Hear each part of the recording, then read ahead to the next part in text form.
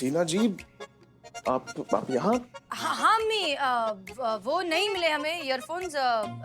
हमने ढूंढ लिया, आप घर पे देखिए, घर पे मिल जाएंगे। हसीना जी, वो मेरा है। नहीं नहीं, ये हमारा फोन है, आपका फोन ये रहा। नहीं नहीं, आपके फोन पे कॉल मेरा है।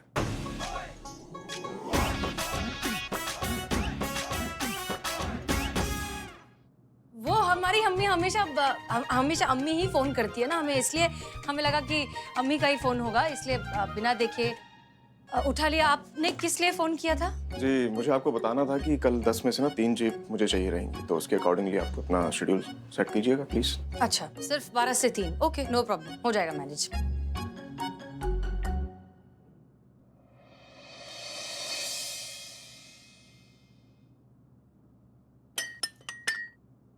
जय हिंद सर। जय हिंद दीवान जी, बताइए। सर, आज शहर का चक्कर लगाने का मौका मिला तो पता लगा कि ये मैडम हसीना मलिक जी और एसआई मैडम करिश्मा सिंह जी, उनका तो तगड़ा बोलबाला है शहर में। सर, लोग बहुत मानते हैं उन्हें। लोगों को लगता है कि उन दोनों के पास एक जादू की छड़ी है जिसे घुमाकर वो कोई भी केस को सॉल्व कर सकती है। सर देखिए ना, आप तो उलझे रहे उस बॉम्ब की अफवाह के फर्जी मामले में, और यहाँ हसीना मैडम ने देवरानी जेठानी का केस निपटा दिया और एक केस अपने नाम पर कर लिया। अगर ऐसा ही चला ना तो ये थाना हमारे हाथ से चला जाएगा और जिंदगी भर ये बोझ ढोते रहेंगे कि हारे तो भी किससे, एक औरत से। सर कुछ कीजिए, कुछ कीजिए। दीवान जी, औरतों से आज तक वैसे जीत ही कौन पाया है? ये तो हमेशा से हम मर्दों की खुशफहमी रही है कि हम जीत जाते हैं, लेकिन असल में तो वही जीतती है। हम मर्दों को बहुत देर बाद पता चलता है कि उनकी जीत हो चुकी है, और जब हमें ये पता चलता है तो हमें ये भी पता चल जाता है कि बेटा आपकी तो बहुत पहले की लग चुकी है। इसलिए दीवान जी, एक बात हमेशा याद रखिएगा, आपकी लड़ाई नारी शक्ति की उस प्रजाति के साथ है जिनकी डिक्शनरी में हार नाम का शब्द ही नहीं है। और अगर आपको ये लड़ाई जीतनी है तो बहुत ही पेशेंस के साथ खेलना होगा। शांत रहिए, हर कदम फूंक फूंक कर रखिए और अपनी बारी आने का इंतजार कीजिए, क्योंकि बारी तो सबकी आती है दीवान जी।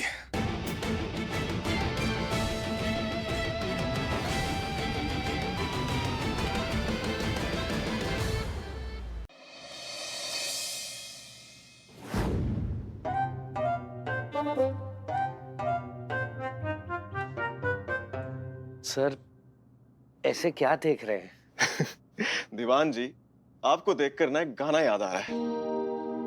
देखो इन्हें है ये ओस की बूंदें, खो ना जाए ये कहीं तारे जमीन पर।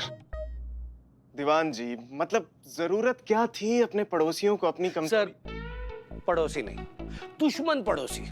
दीवान जी, दुश्मन क्यों? हम सब एक ही थाने में काम कर रहे हैं, लोगों की मदद कर रहे हैं। ये थाना हासिल करने के लिए प्रतियोगी हुए, प्रतियोगी, दुश्मन नहीं दीवान जी। अच्छा एक बात बताइए, जरूरत क्या थी उन्हें बताने की कि आपके कंधे में दर्द है? सर वो दीवान जी, प्रतियोगी को कभी भी अपनी कमजोरी नहीं बताते, ताकत बढ़ जाती है उनकी। ऊपर से औरतें हर फील्ड में झंडे गाड़ रही हैं, आज तक कोई जीत पाया उनसे जो आप जीतेंगे? अब क्या चाहते हैं कि हमारा भी पैकअप हो जाए यहाँ से?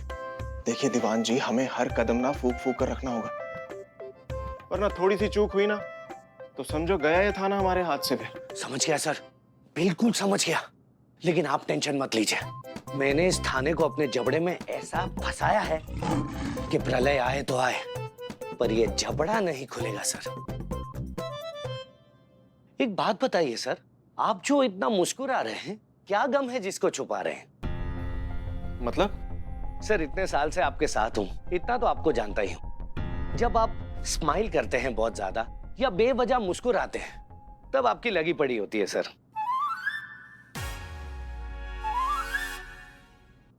मेरा मतलब है, आपके दिमाग में कोई टेंशन चल रही होती है, जैसे इस वक्त चल रही है आपकी बहन योगिता जी के बारे में। वो आज शाम को आपको मिलने आ रही है ना सर, उसी को लेकर आप टेंशन में है ना? आपको पता है? सर, पहला फोन तो उन्होंने मुझे ही किया था। वो आपका फोन ट्राई कर रही थी लेकिन फोन लग नहीं रहा था, तो सोचा कि साथ में है तो बात हो जाएगी। लेकिन सर आप बिल्कुल टेंशन मत लीजिए, मैं शाम को गेस्ट रूम खुलवा दूंगा, आप अच्छे से अपनी बहन को मिल लीजिएगा, किसी को कानो कान खबर नहीं पड़ेगी। क्या बात है दीवान जी, एकदम कंचा आदमी आप। मतलब पूरी प्रॉब्लम ही सॉल्व कर दी मेरी। Trouble shoot. अगर आप नहीं होते ना तो क्या होता अमर विद्रोही का। इसी बात पे ना दीवान जी कुच्ची दे दीजिए हमें। नहीं, बड़ा ही प्यार आ रहा है। अरे चलिए अब बताइए कौन से केस की बात कर रहे थे आप? दिखाइए फाइल। ये वाली देखिए। बहुत कॉन्फिडेंट है ये अमर विद्रोही, लेकिन तजुर्बा कहता है हमारा, दो ही तरीके के लोग ओवर कॉन्फिडेंट होते हैं, या तो बहुत डरा हुआ आदमी या बेवकूफ आदमी। क्या लगता है आपको, ये कौन है? बेवकूफ तो बिल्कुल भी नहीं है मैडम सर, ये तो हम दावे के साथ कह सकते हैं। और दूसरी बात, आपको लगता है ऐसा आदमी किसी से डरता होगा?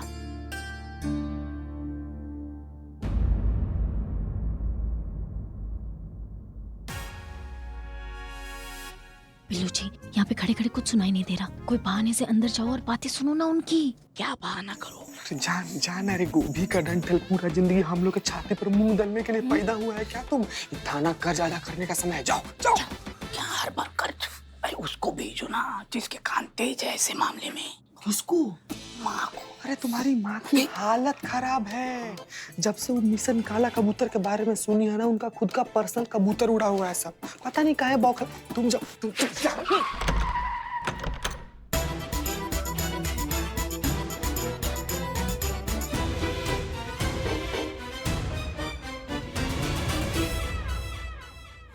नहीं नहीं नहीं नहीं नहीं, ये थाना मेरा परिवार है, ये मेरे बिल्लू निवास है। मुझे मत निकालो साहब, मुझे मत निकालो। ये होगा पाप, आपको गरीब का लगेगा श्राप। आप भी तो किसी के होंगे बाप।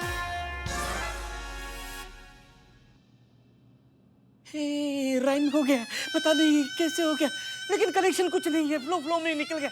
मुझे माफ कर दो, मुझे ये थाने से मत निकालो, ये बिल्लू निवास मेरा है। निकालो? एक मिनट, ये सब क्या हो रहा है? अरे वही जो बहुत पहले हो जाना चाहिए था। ये जो चीज है। What cheese? I'm Billy the spy.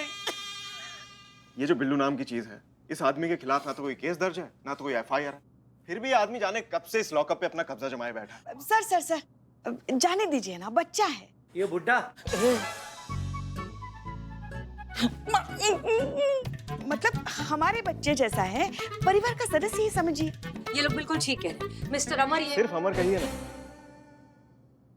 अब जब तक हैं एक ही थाने में है, हमारा एम भी सेम है और हमारी उम्र भी सेम है और रैंक भी सेम है। आपको भी ये थाना हासिल करना है और हम भी ये थाना हासिल करना चाहते हैं, तो फॉर्मेलिटी मत कीजिए ना हसीना जी। प्लीज कॉल मी अम्मा, आई इंसिस्ट।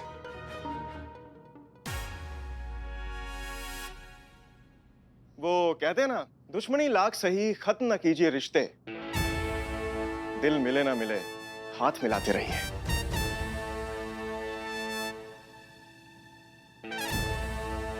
सर 5 बजने वाले हैं। हाँ तो इट्स फाइनल, चलिए निकालिए ना। चलो। एक मिनट, आप अदा कैदी नहीं, इन्हें अनऑफिशियली हमारा स्टाफ मेंबर समझिए। जय हिंद सर। देखिए मैडम, अनऑफिशियल तो कुछ नहीं चलेगा। सॉरी ब्रदर, वो क्या है ना, रूल्स तो सबके लिए सेम होते हैं और हीरो के कैरेक्टर में कभी कभी विलन वाला काम भी करना पड़ जाता है। Please get out. नहीं, एक मिनट। बात अगर यहाँ पर कानून की है तो फिर ऑफिशियली करिश्मा सिंह को हम दोनों के अंडर नियुक्त किया गया है, तो फिर कल जब हमें केस में इनकी जरूरत थी तो आपने इन्हें रिलीज क्यों नहीं किया? ये भी तो गैर कानूनी हुआ ना। सर 5 बजने वाले हैं। हाँ तो आपकी हेड कांस्टेबल भी तो एफआईआर लिखने की जिद करके बैठ गई थी ताकि दीवान जी एफआईआर ना लिख पाए। आप मुझे बताएंगे ये कौन सी कानून की कैटेगरी में है?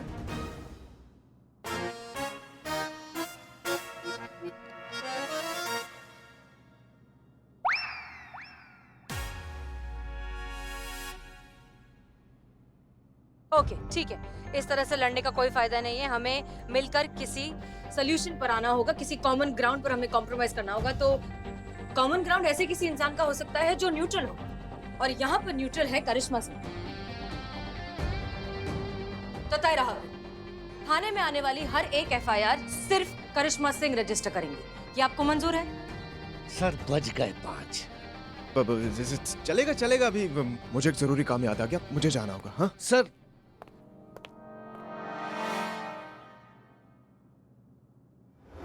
पुष्पा जी तो डर के अब भाग गई हैं ऊपर, अब वो 1 घंटे से पहले नहीं उतरेंगी। खैर मैडम से वो सब छोड़िए, आप ये बताइए कि देवरानी जेठानी के केस का क्या हुआ? आपका वो मामला सुलटा कि नहीं सुलटा? हमने उन दोनों को शाम को थाने बुलाया है। हमारा प्लान ये है कि हम उन दोनों को एक साथ एक कमरे में अकेला छोड़ेंगे और फिर देखेंगे कि उनके मिजाज का ऊंट किस करवट बैठता है। एक साथ एक कमरे में बंद करके क्या होगा मैडम से? हम समझाते हैं। तजुर्बा कहता है हमारा कि बड़े से बड़े दुश्मनों को भी अगर एक साथ एक कमरे में छोड़ दिया जाए तो इवेंचुअली उनमें दोस्ती हो ही जाती है। फिर ये तो 2 औरतें हैं, कितना ही वक्त लग जाएगा, और अगर दोस्ती नहीं भी हुई तो कम से कम सच तो पता चल जाएगा हमें। सच मतलब? हम समझाते हैं। इन दोनों का दरअसल ये कहना है कि झगड़ा हमेशा सामने वाली पार्टी शुरू करती है। ये देखिए, ये कमरा है, इसमें हम इन दोनों को बैठाएंगे और इसमें हमने लगाया है सीसीटीवी कैमरा। ठीक है, अब इससे होगा ये कि हमें पता चलेगा कि अंदर क्या हो रहा है। जी। अगर उन दोनों के बीच दोस्ती हो गई तो बहुत अच्छी बात है, नहीं हुई तो कम से कम ये पता चल जाएगा कि झूठ कौन बोल रहा है और झगड़ा दरअसल शुरू कौन करता है। फिर देखेंगे कि किस तरह से काउंसलिंग करनी है। जी मैडम साहब।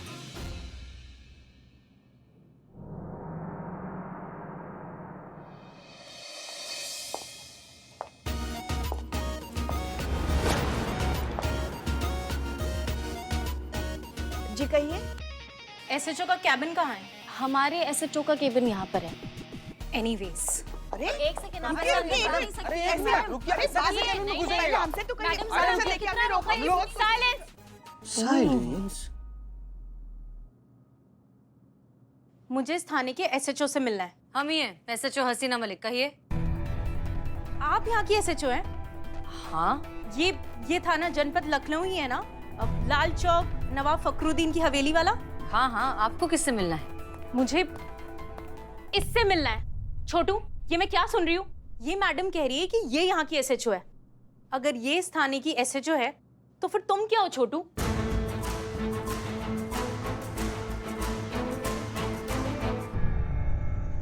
क्या बिग बॉस आते ही डायरेक्ट अटैक? आप चलिए ना, मैं आपको वेट अ सेकेंड छोटू, मुझे अभी जानना है और यही जानना है, और तुम मुझे बताओगे ये सब चल क्या रहा है? इस थाने का एसएचओ कौन है, ये या तुम? ये भी हैं और हम भी हैं। What? मेरे रिसर्च सेंटर में there's only one head scientist and that's me. What is this all going on? देखिए, मतलब ये है कि सरकार ने इस थाने में हम दोनों को एसएचओ नियुक्त किया है, अमर विद्रोही और हसीना मलिक।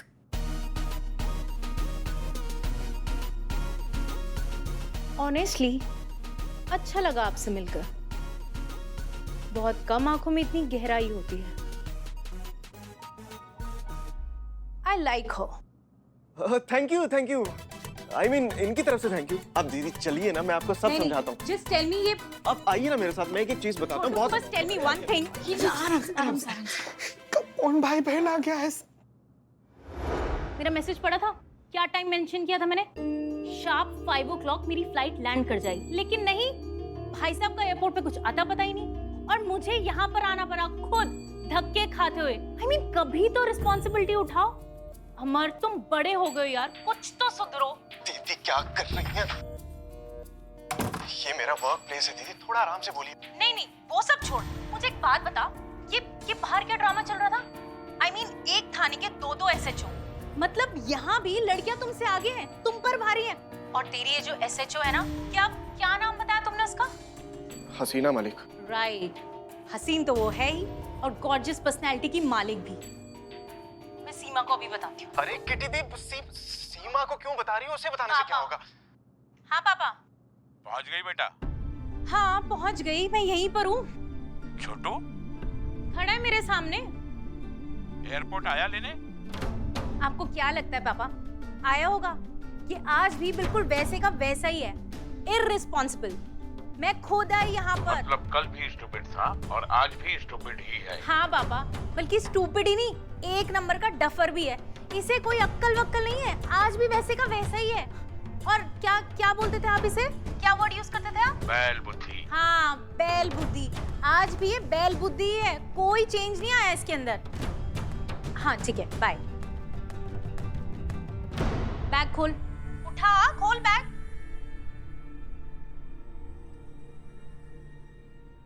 देख मैं तेरे लिए क्या लाई हूँ, तेरी फेवरेट मिठाई बालूशाही। Have it.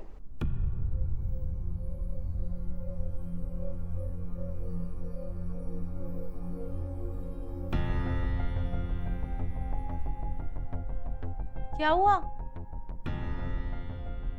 छोटू, बचपन से तेरा यही प्रॉब्लम है। जब भी औरतों को कन्फ्रंट करने का टाइम आता है ना, पता नहीं तुझे क्या हो जाता है।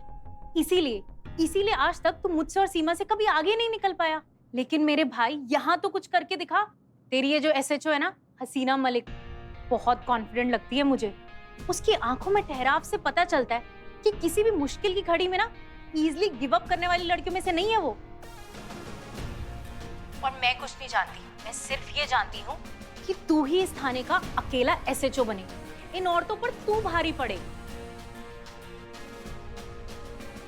अब तू ऐसा कुछ कर ताकि मुझे और सीमा को और पापा को ऐसा लगे कि तू भी कुछ कर सकता है। ये क्या है?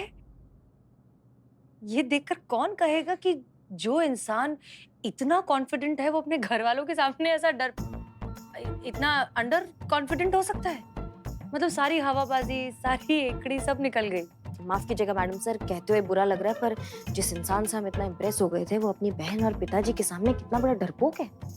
पर कमाल का बात हुआ ना मैडम सर, आपने कैमरा लगाया था देवरानी जेठानी के सच के बारे में पता लगाने के लिए, यहाँ तो अमर सर का सच सामने आ गया है।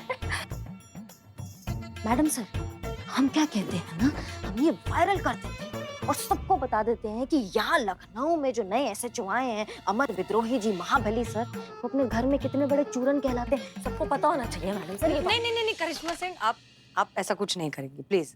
करिश्मा सिंह, देखिए, ये उनकी बहुत ही पर्सनल बात है, घरेलू बात है, और कमजोरी किसमें नहीं होती, सीक्रेट्स किसके नहीं होते, आपकी भी है, मेरे भी हैं। अब इस तरह से उनकी इतनी प्राइवेट बात को दुनिया के सामने लाना ये तो अच्छा नहीं है ना। We have to respect his privacy. जी मैडम सर। नेटवर्क नहीं है लगता है। हेलो, अरे भाई साहब, अरे यार नेटवर्क खराब है क्या? हेलो पुष्पा जी, हेलो, क्या कर रही हैं आप? काम? आपके होते हुए थाने में कोई और ताका झाकी कैसे कर सकता है? अरे कॉम्पिटिटर, साक्षात कॉम्पिटिटर आ गया है आपका ही थाने में। वो हमारी कमर में चनक आ गई है ना, बहुत दर्द कर रही है। जीते, मैडम ने करिश्मा मैडम को कोने मार के ठीक किया था ना, हाँ वो मैंने देख के सीख लिया था। मैं करूँ पुष्पा जी? मारिए बेफिक्र होकर मारिए। पुष्पा जी का क्या कुसुर चल रही है? अरे नहीं, डंडा का पता नहीं, सीधा ही नहीं हो पा रहा। कोई बटन उटन है, दबाइए ना आप थोड़ा सा। अच्छा, आपको पता होगा ना डंडा पे चलती होती है आप घर पे। दिखाओ। देखिए, मारे साथ तुझे मारे। ठीक हुआ? नहीं हुआ, फिर से मार। हो गया। अरे थोड़ा समय तो दो इसको ठीक होने के लिए। बैठिए। हो गया। जाओ। पुष्पा जी लग नहीं रहा है। हो गया। हाँ, कौन ताका झाकी कर रहा है?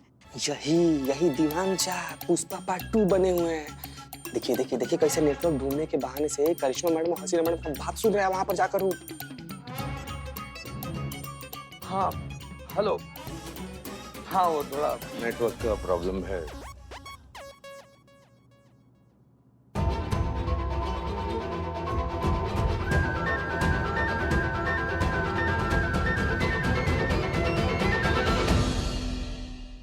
आप लोग ऐसे कहाँ घुसे जा रही हैं आप? ये वही देवरानी जेठानी है जिनके बारे में हम बात कर रहे थे। ये है? क्या बात कर रही है मैडम सर? आप तो कह रही थी ये बहुत बड़ी दुश्मन है, और इनको देख के तो ऐसा लग रहा है कि ये तो पैदा ही बेस्ट फ्रेंड्स हुई हैं। हमें अपनी गलती का एहसास हो गया है मैडम। कुछ टाइम साथ बिताया तो महसूस हुआ इस लड़ाई झगड़े में कुछ नहीं रखा है। और मैडम, अब हमने अपने सारे लड़ाई झगड़े भुलाकर एक दूसरे से मेल कर लिया है। अब हम कभी भी एक दूसरे का सर नहीं फोड़ेंगे, बल्कि ये दोस्ती हम कभी नहीं छोड़ेंगे।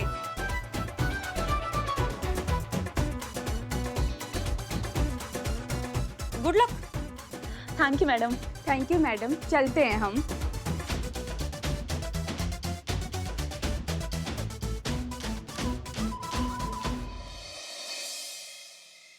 नहीं अम्मी, हमें नहीं याद आ रहा कि हमने ईयरफोन्स कहाँ रखे।